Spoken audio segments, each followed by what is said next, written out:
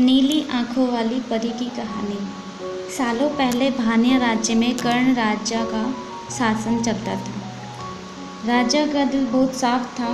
वह हर त्योहार के दिन लोगों को दान देते थे। इस साल भी एक त्योहार के अवसर पर राजमहल में दान लेने वाले लोगों की भीड़ लग गई। राजा ने सबको भर भर कर दान दिया। अंत में कमर को झुकाते हुए एक महिला राजा के पास दान देने के लिए पहुंची, लेकिन तब तक राजा के पास दान देने के लिए कुछ भी नहीं बचा। राजा ने तुरंत अपने गले से हीरे का हार निकालकर उस महिला को दे दिया। वह महिला राजा के सिर पर हाथ फेरते हुए आशीर्वाद देकर चली गई। अगले दिन राजा अपने बगीचे में बैठकर सोच रहे थे कि मेरे जीवन में एक पुत्र की कमी है। भगवान ने मुझे सब कुछ दिया, लेकिन पुत्र सुख पता नहीं क्यों नहीं दिया। तभी राजा के गोद में आकर एक आम गिरा। राजा इधर उधर देखने लगे। उनके मन में हुआ कि आखिर यह आम मेरी गोद में आया कैसे। तभी कुछ देर बाद उन्हें बहुत सारी परियां दिखी।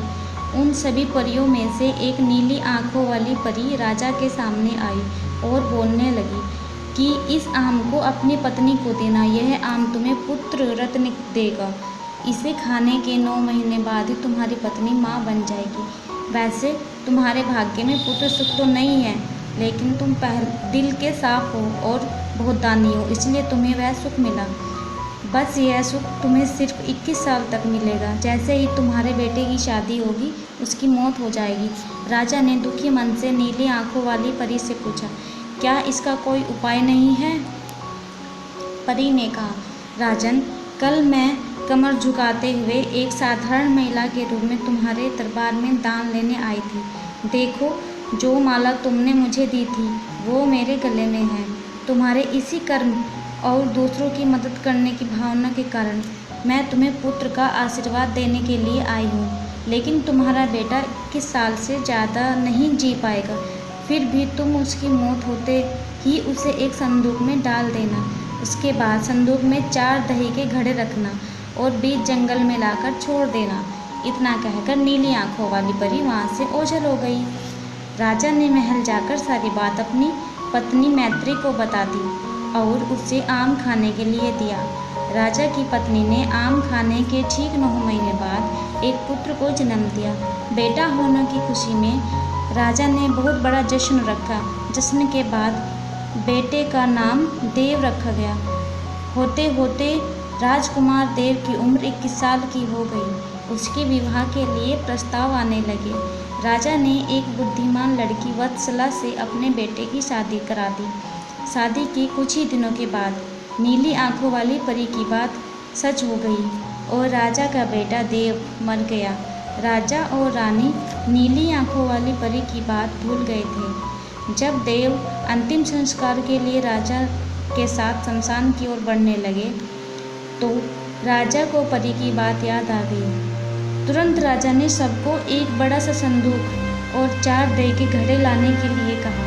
संदूक आते ही राजा ने भारी मन से अपने बेटे को उसमें डाला और दही के 4 घड़े भी रख दिए। उसके बाद राजा ने अपने सैनिकों की मदद से उस घड़े को घने जंगल के बीच में रख दिया। वहाँ से लौटने के बाद राजा का मन किसी भी काम में नहीं लगा। कुछ समय बाद देव की पत्नी अपने मायके चली गई। समय बीता और देव की मृत्यु को 1 साल हो गया। देव की पत्नी वत्सला के घर में एक बूढ़ा आदमी खाना मांगने के लिए पहुंचा। उसने बड़े प्यार से उसे खाना खिलाया। खाना खाने के बाद उस भिखारी ने अपना हाथ धोने के लिए दूसरे हाथ की मुट्ठी खोली। तभी वत्सला ने उस मुट्ठी में अपने पति देव की सोने की चैन देखी। वत्सला ने तुरंत भिखारी से पूछा, आपके हाथ में ये चैन कहाँ से मिली? यह मेरे पति की है, जिन्हें संदूक में बंद करके जंगल के बीच में रखा गया था। भिखारी ने डरते हुए कहा, हाँ, मैंने यह चैन उसी संदूक से निकाली है। वत्सला ने कहा, आप डरिए मत, मैं सिर्फ उस जंगल तक जाना चाहती हूँ जहाँ मेरे पति को संदूक रखा है। भिखारी ने कहा, वह भयानक जंगल है, मैं आपको वहाँ तक नहीं ले जा पाऊँगा। हाँ, आप चाहो तो मैं आपको उस संदूक से थोड़ी दूर ले जाकर छोड़ सकता हूँ। वत्सला तेजी से भिखारी के साथ जंगल तक पहुँची। घने जंगल से पहले ही भिखारी वहाँ से चला गया।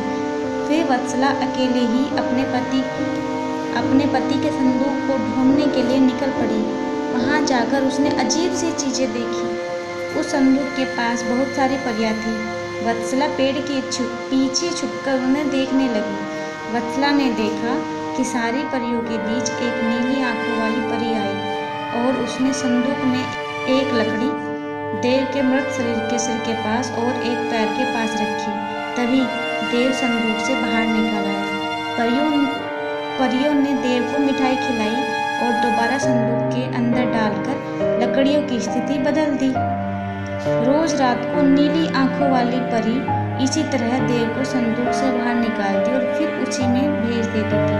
वत्सला डरते हुए उसी जंगल में फल खाकर 3 से 4 दिन तक यह सब देखती रही। एक दिन वत्सला ने भी संदूक खोलकर नीली आंखों वाली परी की तरह ही लकड़ी की स्थिति को बदला। तभी देव संदूक से बाहर निकल आया।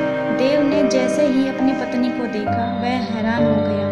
देव कुछ बोल ही रहा था कि अचानक वत्सला बोल पड़ी, मैं आपको इस जंगल में इस स्थिति में नहीं रहने दूंगी, आपको मेरे साथ चलना होगा। देव ने वत्सला को समझाते हुए कहा, मैं नीली आंखों वाली परी की वजह से ही इस दुनिया में आया हूँ। मैं उनकी आज्ञा के बिना कहीं नहीं जा सकता।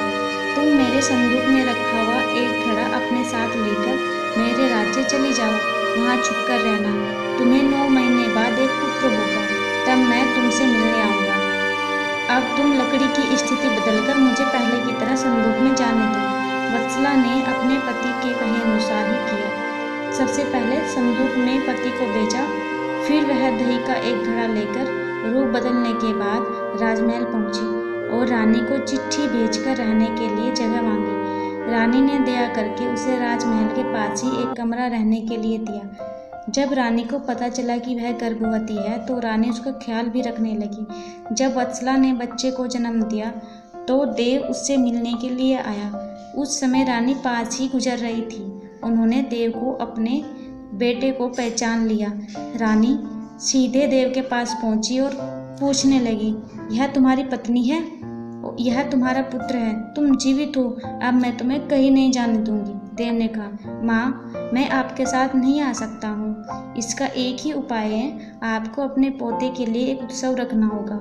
आप उसमें सारी परियों को बुलाइए। जब परियां आ जाए तो नीली आंखों वाली परी का बाजूबंद किसी तरह निकाल कर जला देना। उसके बाद नीली आंखों वाली परी से मेरे जीवन का वरदान मांग लेना। इतना कहकर राजकुमार देव वहां से चला गया। उसकी माँ ने दुखी मन से उसे विदा किया। कुछ ही दिनों में रानी मैत्री ने अपने बेटे देव के कहे अनुसार जश्न रखा और सारी परियों को भी बुलाया। सभी जश्न में डूबे हुए थे। तभी रानी मैत्री का पोता रोने लगा। रोते बच्चे को देखकर नीली आंखों वाली परी ने उसे अपनी गोद में उठा लिया।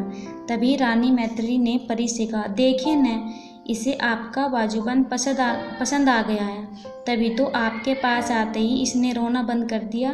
क्या आप कुछ देर के लिए अपना बाजूबंद इसे खेलने के लिए दे देंगी? परी ने तुरंत अपना बाजूबंद उस बच्चे को दे दिया।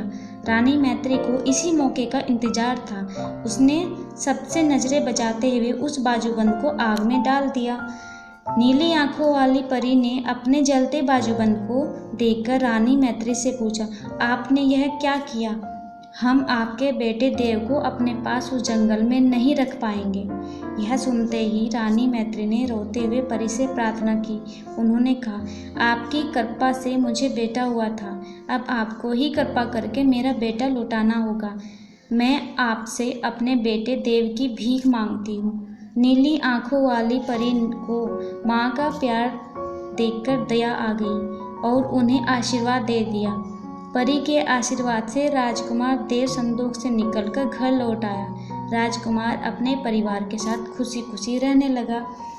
कहानी से सीख, विनम्रता से सबका दिल जीता जा सकता है और सब वैसे ही रणनीति से इंसान मुश्किल काम को भी पूरा कर सकता है।